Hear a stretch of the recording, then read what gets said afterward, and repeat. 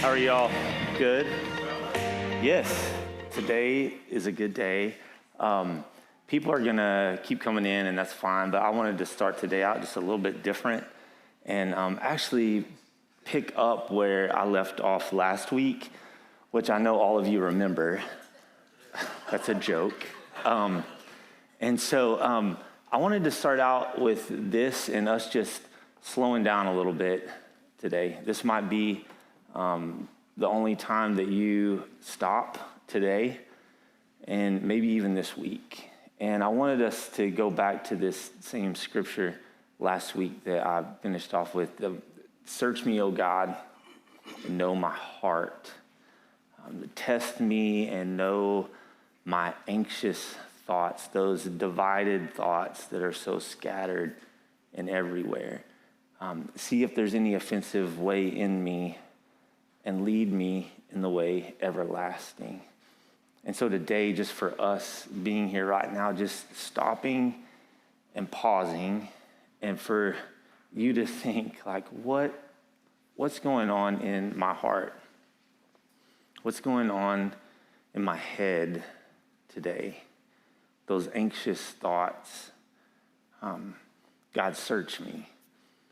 This is something that I've continued to do, and even this last week, just those words, search me, and whether it's me journaling, writing down, or just saying out loud, God, I'm frustrated, I'm irritated, I really want things to happen faster, or I want a quick fix to whatever's going on right now. But just being honest in that, because he already knows. And it settles us and it enables us to really slow down and really figure out why we're feeling the way we are, why we're thinking how we're thinking. And in that too, for me this week, what usually follows up behind that is just looking to the scriptures and saying, all right, God, just feed me, show me, speak to me through your word. And I've been actually sitting on these next verses for like all week long, and I just keep coming back to them. Jesus' half-brother, James, he wrote these words. He said, consider it pure joy when you face trials of many kinds, because there's so many trials that we may go through. But as you go through these, he says, because you know that these trials, it's a testing of your faith, and this testing of your faith produces perseverance. This testing of your faith produces perseverance. Let perseverance finish its work in you so that you may be mature and complete, not lacking anything. And so for me this week, that whole idea that there are going to be trials, there are going to be scenarios, situations, circumstances that I have no control over, but this testing of my faith, this perseverance, this enduring patience in life. And really, it comes down to thinking of it like this. Whenever my faith is tested, will I look to the one who can be trusted? Yes. And that's what we're going to talk about today, about trust and about this testing of our faith. And who or what our trust lies in. And so today, I just want you to take a second. I want you to just close your eyes. Those of you who are at home, watching online, wherever you are, I want you to stop right now and just take a moment. And it might be difficult depending upon where you are, but just to tune everything out and just to be still. And to really know that no matter what's going on in our lives, in your life, God is present. He is near. And whatever it is right now that's testing that faith, just know that he can be trusted. And so God, we come to you today really wanting to trust you more and more. And that today, during this time, that you would speak through song, through your word, by your Spirit, that you would meet each of us right where we are and remind us that you are present no matter what. And I pray this, Jesus, in your name. Amen. Would y'all stand and sing with us this morning?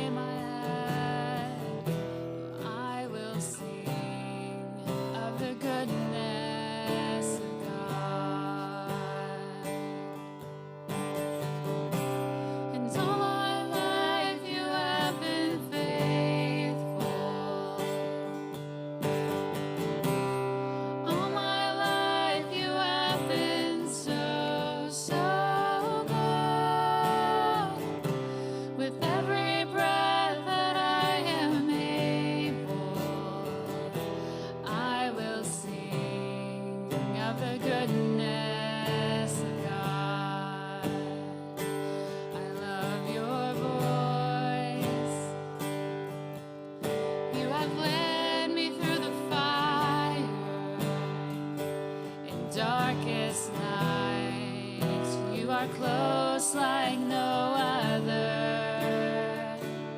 I've known you as a father. I've known you as a friend. And I have lived in the goodness of God. 'Cause all my life you have been faithful. All my life you have been so, so good. With every breath that I am able, I will sing of the goodness of God. 'Cause your goodness is running after, it's running after me. Your goodness is running after, it's running after me. With my life laid down, I surrender now. I give you everything. Your goodness is running after, it's running after me. Your goodness is running after, it's running after me. Your goodness is running after, it's running after me. With my life laid down, I surrender now. I give you everything. Your goodness is running after, it's running after me.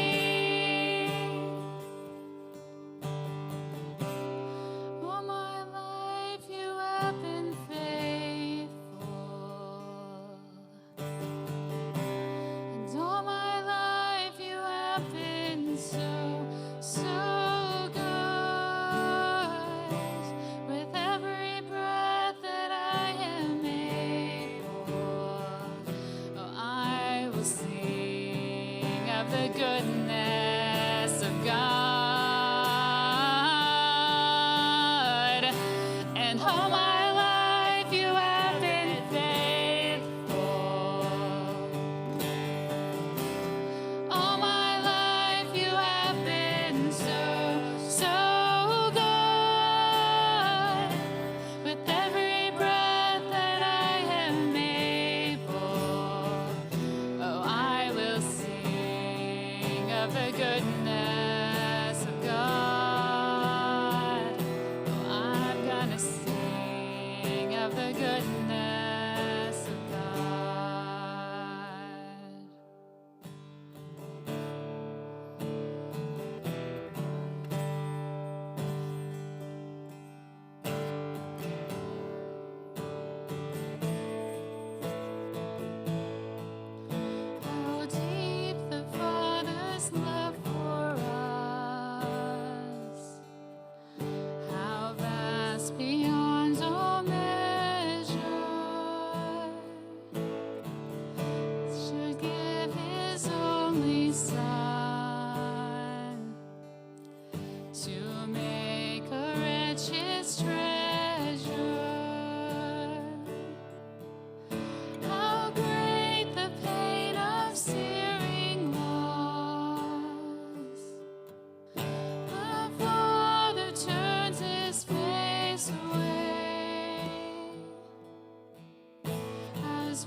wounds which mar the chosen one. Bring many sons to glory. Behold the man upon the cross, my sin upon his shoulders. Shamed, I hear my mocking voice call out among the scoffers. It was my sin that held him there until it was accomplished. His dying breath has brought me life. I know that it is finished.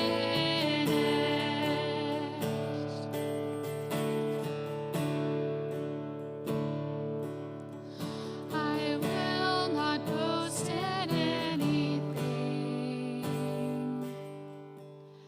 No gifts, no power, no wisdom.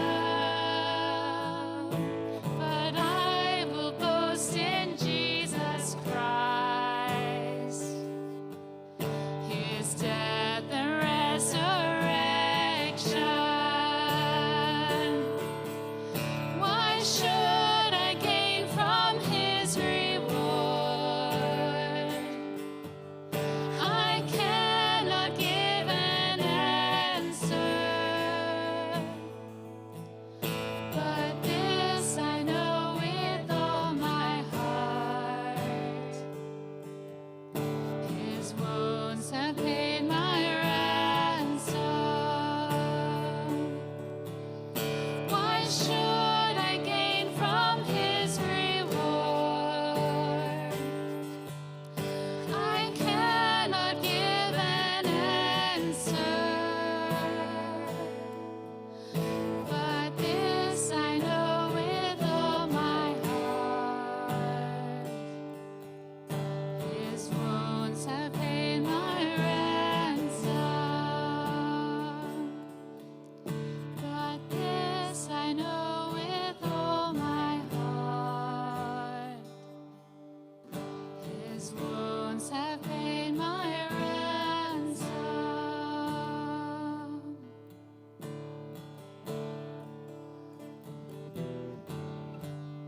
Good morning. Welcome to One Life. Our mission here is to lead people to follow Jesus in everyday life. Actually, let me pause for a second.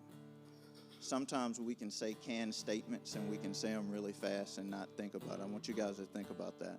Our mission is to lead people to follow Jesus in everyday life. And so you're welcomed here to worship with us, but at the same time, we invite you to join us in that mission of leading people to follow Jesus in everyday life. With that said, if this is your first time joining us, if you look in the seats in front of you, you'll see Connect cards. If you'll fill those out and drop them in the buckets on your way out, someone will reach out to you. Why don't you take a couple of minutes and high five, socially distance, shake hands, or say hi to someone close to you.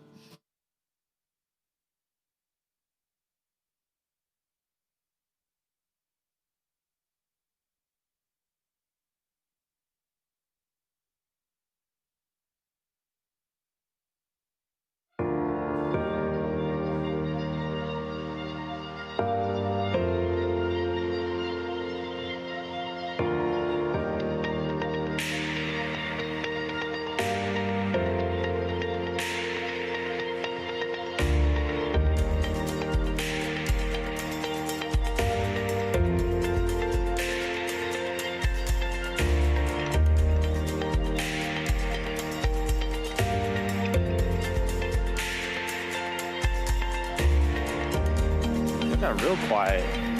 All right, we got real quiet. Hey, glad y'all are here. My name is Ronnie, the lead pastor here at One Life, and those of you who are watching online as well, glad that you're here. I wanted to do something today pertaining to what I was talking about earlier when it comes to trust and trusting people and our ability to trust, our willingness to trust. Years ago, I was involved in and going through a leadership training. And part of what they did was this time where there's about 50 of us in this room together, and we would go around the room and meet people. But as we met someone, we would have to look them in the eye and kind of, check them out. And we would have to say one of two things. I trust you, or I don't trust you. Complete strangers, didn't know anyone. But this is how this worked, And so you walk up to somebody and you're just like,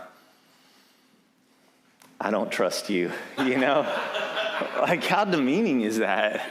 But it's just, being honest about it. And thinking through that, you can look to someone who's sitting right by you, and you probably would be able to say, I trust you, If you don't trust them, don't say it to them right now.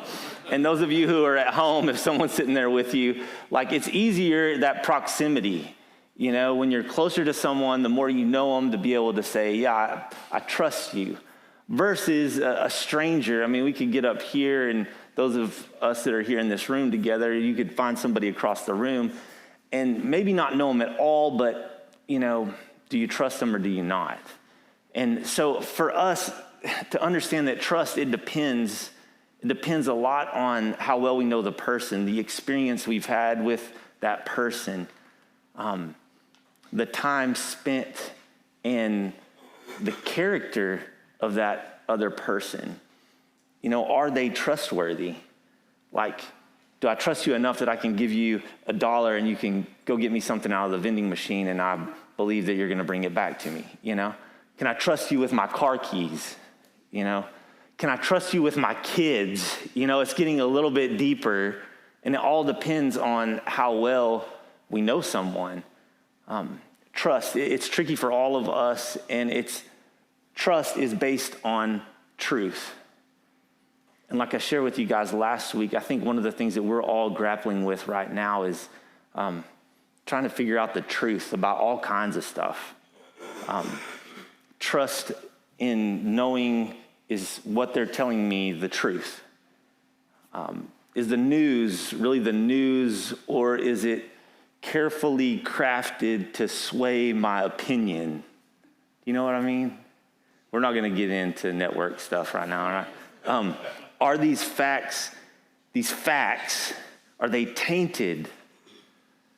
Are they politically driven? Is there an agenda behind it economically? Are they racially motivated, or religiously motivated, or selfishly motivated? Truth leads to trust. So who do you trust?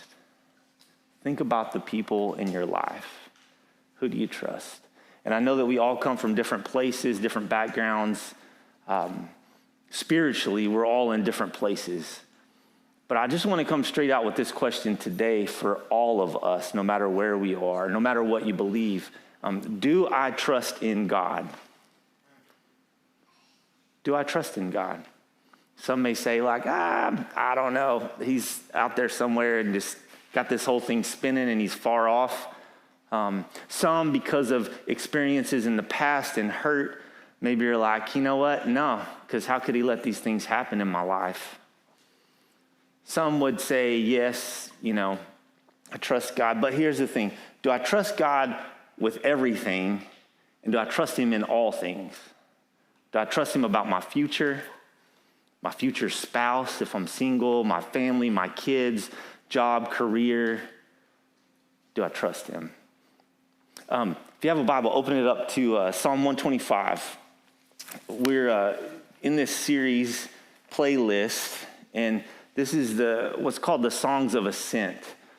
These are these songs that God's people sang as they traveled to Jerusalem to worship him 3 times a year, spring, summer, and the fall. And they would go there, and on the way, as they're walking together up to Jerusalem, the highest city in that region, they would sing these songs. There's 15 different songs, and today we're just going to look at one of them.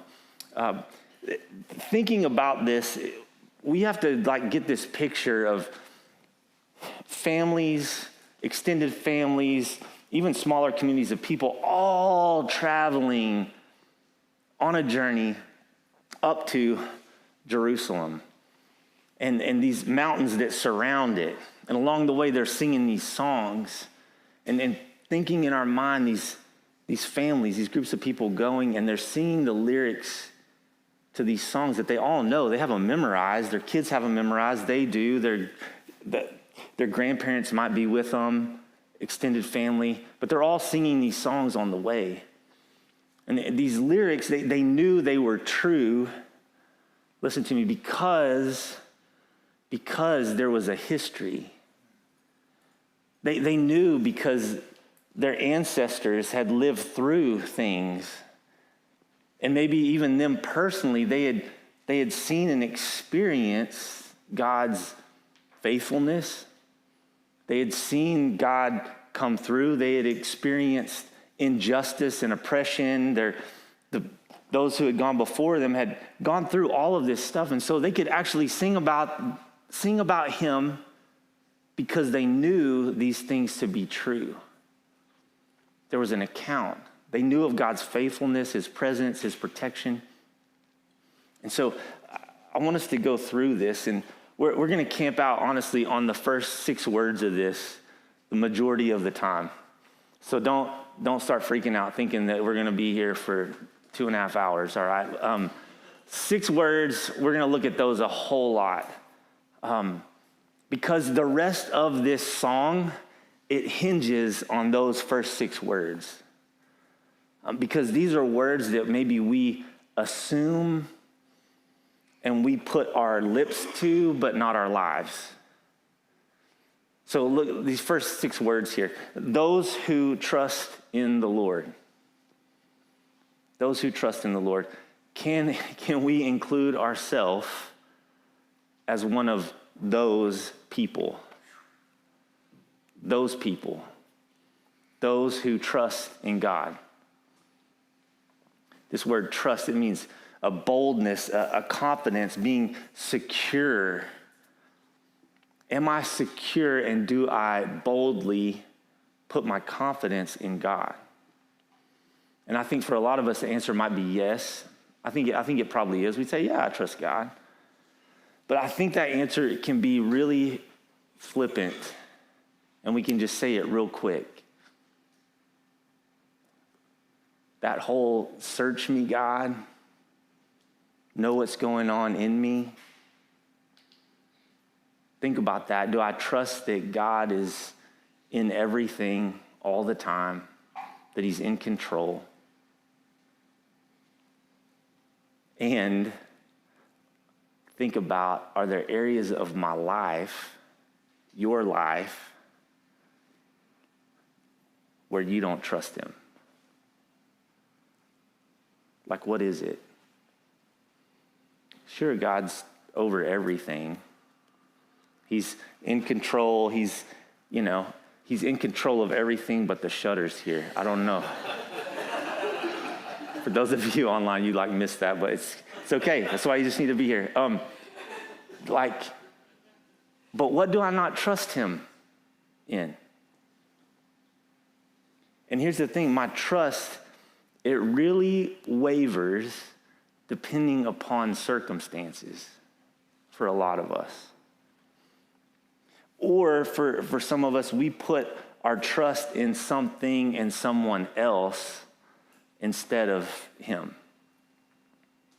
There's a promise here that's coming up. It says, those who trust in the Lord, there's a promise made to those who put their trust in him, and we can be secure and boldly put our trust in God when we remove those other things that we've placed our trust in. We'll talk about this a little bit more, but I just want to ask you, what makes you feel secure? What are those things in your life that bring security to you? And does your trust in something or someone supersede your trust in God? And here's what I know about our ability and our willingness to trust. Trust grows or deteriorates based on the combination of experience, time with, and the character of the other person. It's as if God would ask you the question, do you trust in me? Do you really know me?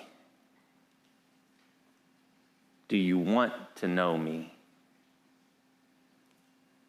Maybe you say you know me, but do you know me enough to trust me? In our Western culture, trust is an intellectual understanding of reality and what's going on. It has to do with what we're thinking. But in Eastern cultures, in the Hebrew scriptures, this trust, it comes from experiential understanding, not human investigation. Trust isn't just head knowledge, but it's an interwoven connection of the head and the heart. One of the most pinned and posted scriptures that's out there. Y'all can probably follow me along in this and close your eyes. For those of you that, maybe grew up in the church or what, trust in the Lord with all your heart, right? With all your heart. This is your whole being. Lean not on your own understanding, but in all your ways, acknowledge him. In all your ways, in your actions, you submit to him, to his will, and he'll make your path straight. See, there's this combination. Faith is a noun. It's something that I have or that I possess. I have faith. I have faith in. I have faith. Faith in God is the belief that God is sovereign, that he's over all, that he's in control, and that he can and will do whatever he deems best. Trust, on the other hand, listen to me, trust is a verb. There's a willful action. It's something that you do or act upon. Faith comes first, but trust is never guaranteed. Trust is a willful choice. It's a deliberate action. And it can only really grow out of your faith. Years ago, in the house that we lived in before, we had this neighbor across the street, and I'll be just real honest. When we first moved there, man, I was so scared of him. He was older, and the reason why, here's why I was scared. He had this beard, and he was probably in his late 60s, but he looked like old man Marley off Home Alone, okay? So it was like, and the kids were scared of him, and then as the years went on, got to know him a little bit more. He was the nicest guy ever, and we'd have conversations, but anyway, he had a pickup truck, but he also had this moped, and he would take the moped on nice days to work or whatever, and then one day I'm out doing yard work, and he had a new moped. It was like a bigger one. And so we're talking, and I saw him multiple times with that moped, but then one day I'm out there in the yard, and he's like, hey, you wanna take a ride? And I was like, okay, first of all, I'm like in my late 30s, and there's this older man in his late 60s. So that's just awkward before I'm like hopping on like I'm in a Macklemore video going downtown on the moped, And so I'm like, no, I'm a man. I'm going to do this, So like, yeah, let's go. So he has a helmet. I have a helmet. I'm holding on. And I'm holding on to it. He takes off. And I think, oh, man, we're just going to stroll around the neighborhood, And the next thing you know, like we only lived a few blocks off of Kell. Well, he gets on the service road and he decides he's going to get up on the highway. And he like floors this thing. And I'm just white knuckled, clenching, and I'm freaking out. And here's why I'm freaking out. Because first of all, I could see he was going like 70, but I was like, this is not how I want to go down. Like, really, like the obituary, Ronnie Whitfield passed away in a moped accident. Like, I was really scared. And so I get on there and like, we keep going, you know, there's one exit, we're just still going. And I'm like, am I ever going to get off? You know, like, this is scary. And so anyway, we go and we get back, and I was alive, but my adrenaline was shot. And I thought about that when it comes to this. You know, I had faith in his abilities. He could drive that thing. I saw him do it all the time. And I trusted him enough to hop on that thing. And so, you know, was I willing to overcome my fear? Was I, you know, willing to allow him to take me? Listen to me. Was I willing to allow him to take me on this unknown journey? That I didn't know for sure where I was going. That maybe I was a little nervous, maybe I was a little scared. But my faith, it translated into trust. I deliberately acted on my faith. I got on there and boldly took action. And I didn't act, or I didn't trust in my own abilities or my own thoughts, but on his abilities and his character. And when it comes to God, I don't know how well we know his abilities and his character. Go on here. Those who trust in the Lord are like Mount Zion. He's talking about Jerusalem, which was up, which cannot be shaken, but endures forever. As the mountains surround Jerusalem, because there were mountains all around there. They're singing this song on their way up there. As the mountains surround Jerusalem, so the Lord surrounds his people both now and forevermore. When we trust in God, his abilities, his character, it's on him. We're not shaken. And as we'll see later, no matter what happens, no matter the circumstances, I can trust him. I can be confident. And it's because of, it comes down to a couple things, but I just narrowed it down to these two things: promise and presence. Okay, promise. How many of us in this room, how many of you online, just give the hand up, have you ever made a promise and then broken the promise? Anybody? Okay, we're horrible promise keepers, all right? I noticed this with my kids as they got older, because I would say something, they're like, you know, we're going somewhere, and they're like, you promised, Dad? I'm like, yeah, and we just go, and then the next thing you know, life happens, something happens, and they're like, Dad, you promised we could go to Target. And I'm like, sorry, like, things happen. We break promises all the time. And so now they're like, you promise? And I'm like, I don't promise because I don't know for sure. And then there are times that I will say, I promise. See, we're all promise breakers. We all are. And it affects our character. If we break promises, can we be trusted? Listen, God makes good on what he says. Every time, all the time. He keeps his promises. And faith, when it's strong enough to believe in something or someone, faith believes in something or someone without logical proof, okay? But trust is different. Trust is the reliance in the character of the other person. Look at this here. We oftentimes, the first part of this verse, but I want you to look at this. Every good and perfect gift is from above. These gifts come from the Father, the creator of the heavenly lights, in whose character there is no change at all. He's the same yesterday, today, and forever. Those who trust in the Lord can't be shaken. I want you to think about that. Like, take trust take in the Lord out and just leave a blank there. Those who trust in Donald Trump can never be shaken. Whoa, just look at Twitter, okay?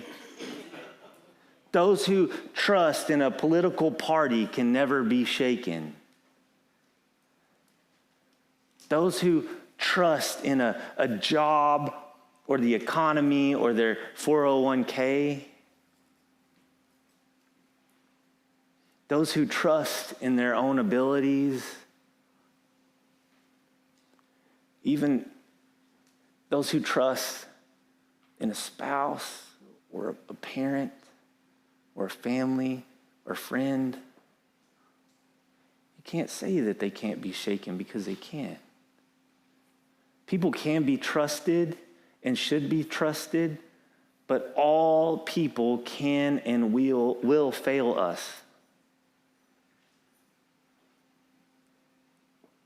We're human, we're sinful. The foundation of our trust is to be in the one who's constant, the one who cannot, and will not fail to keep his promise.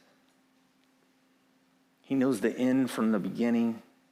He knows the number of hairs on your head. He knows every breath that you take. And he's good and he's faithful. And he's not far off, but he's actually very close and present.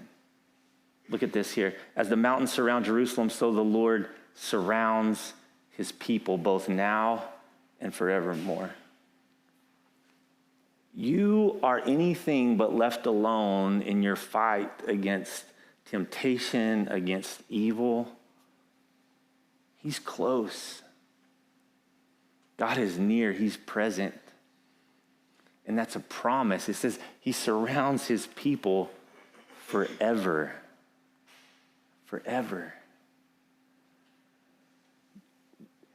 Jesus comes to show us this. In the beginning was the Word. The Word was God. The Word was with God. He was there in the beginning. He came and dwelt among us. And Jesus assured us of his presence and promise. Look, he said, and be sure of this. Jesus said this, I am with you always, even to the end of the age. I'll be with you every day of your life until your time runs out. And then even though physically he is not here right now, he promised this for us. He promised this presence for us and in us. He says, and I'll ask the Father, and he will give you another advocate to help you and be with you forever, the Spirit of truth.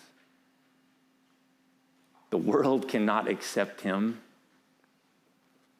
because it neither sees him nor knows him, but you know him, for he lives with you and will be in you.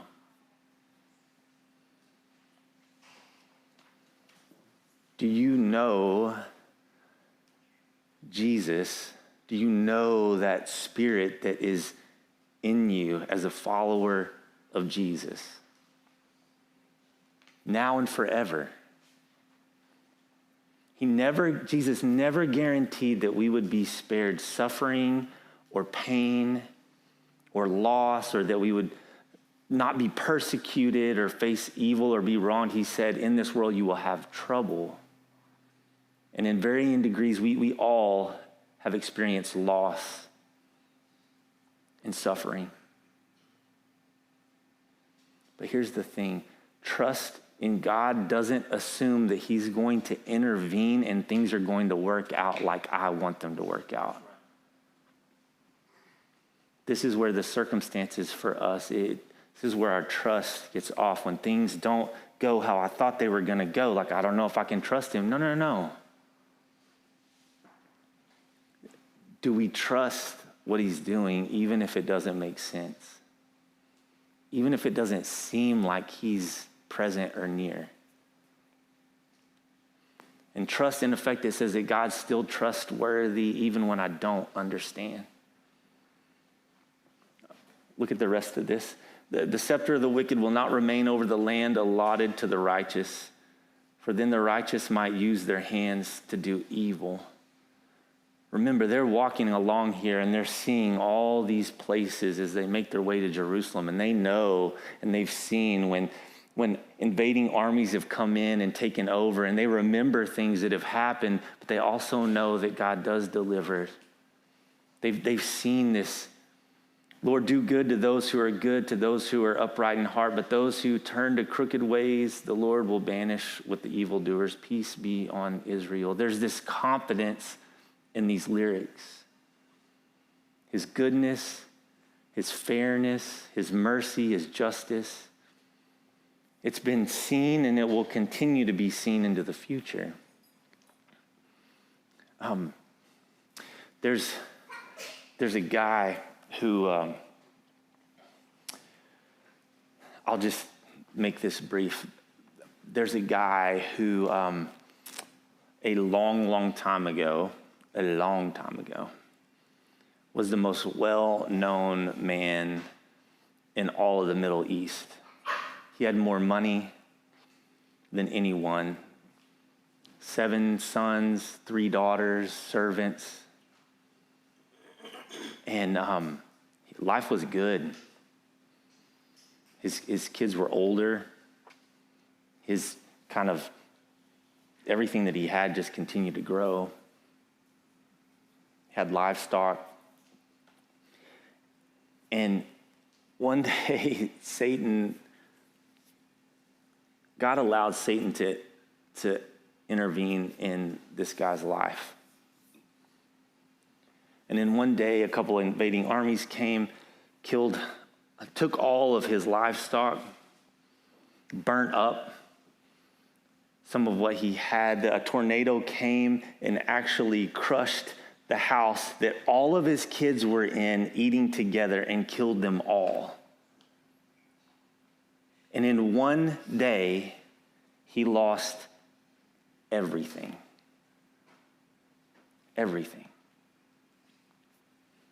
And over the course of time, his friends came along, and even in that too, Satan even attacked him with physical ailments, and he had sores on his body. And this guy who was once physically strong, able, capable, was just a oozing mess.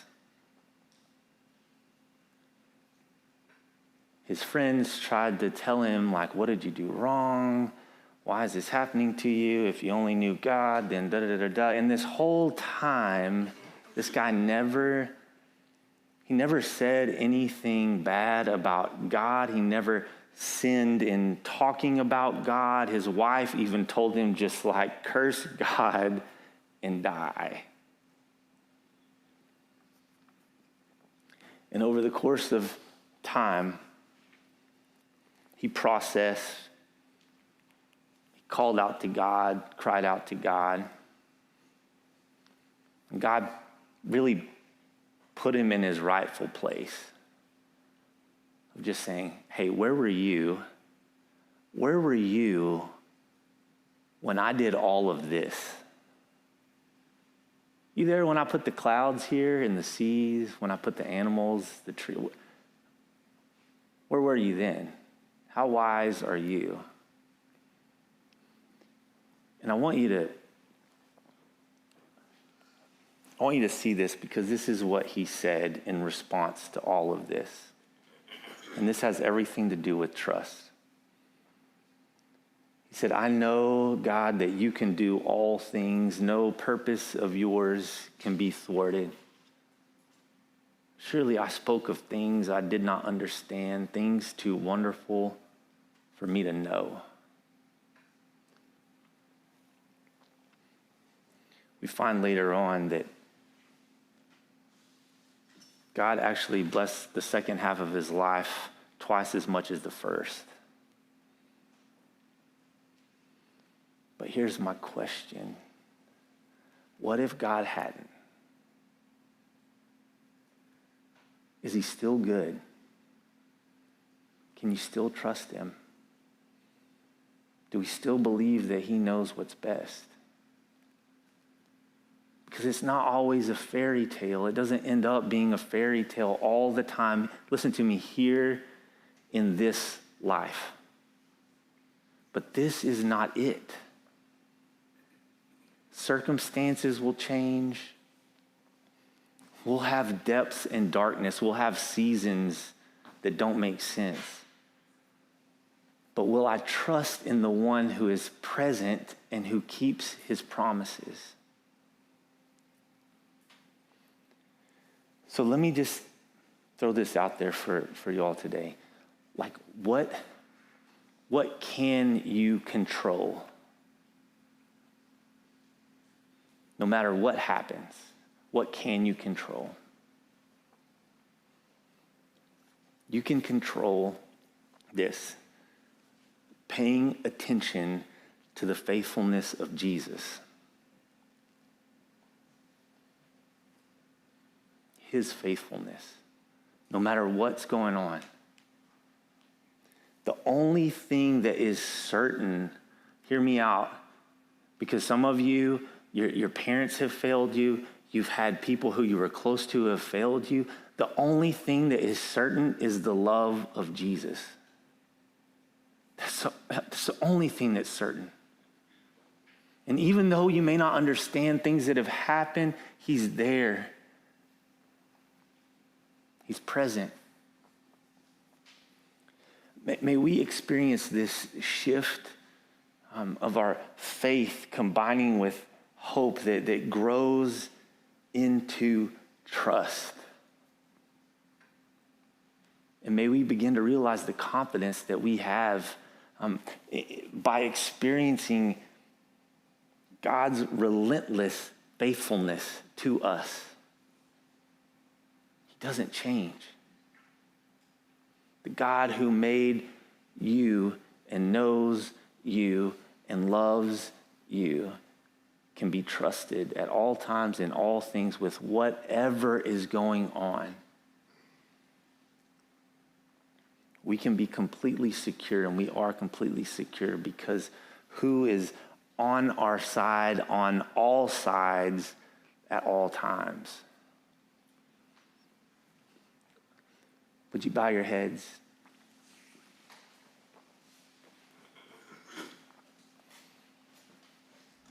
We are so glad that you are with us this morning. Thank you for watching. And we just wanted to give you this reminder that if you have not already signed up for Right Now Media, we want you to have access to that huge video library. So please text One Life RNM to 97000, and that's going to give you a link that you can go in and register for Right Now Media.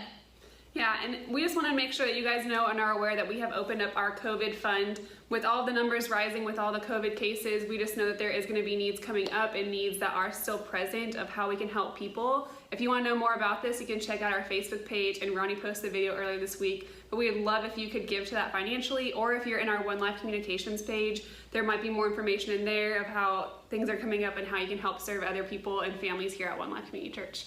We hope you guys have a